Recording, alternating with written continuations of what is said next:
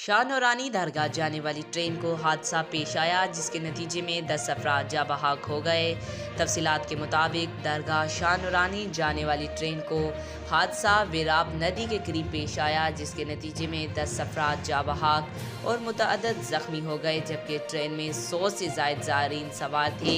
Rescue हुकाम का कहना है कि मुतअद्दिद जख्मियों की हालत तशवीशनाक है और हलाकतों का खदशा है, जबकि ज़ायरीन का तल्लुक ठट्ठा से है। कराची से रेस्क्यू की मुतअद्दिद छोटी बड़ी गाड़ियों को जाए हादसा रवाना कर दिया गया है। रेस्क्यू टीमों को कराची से वेराब नदी पहुंचने में तकरीबन 2 से ढाई घंटे का वक्त लग सकता है।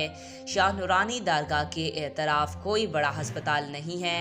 रवाल हेल्थ सेंटर मौजूद है, जो दफ्तरी औकात तक खुले होते हैं और रात के वक्त बंद हो जाते हैं। रेस्क्यू ज़राए का कहना है कि ट्रक वेराब नदी के करीब खाई में गिरा है, वहाँ दुश्वार गुजार रास्ता है। मुमकिन तौर पर ज़्यादा ज़ख्मियों को कराची मुंतकिल किया जा सकता है। आज तक के लिए इतना ही। मज़ीद ऐसी मालूमाती वीडियो देखने के लिए हमारे चैनल को सब्सक्राइब करें।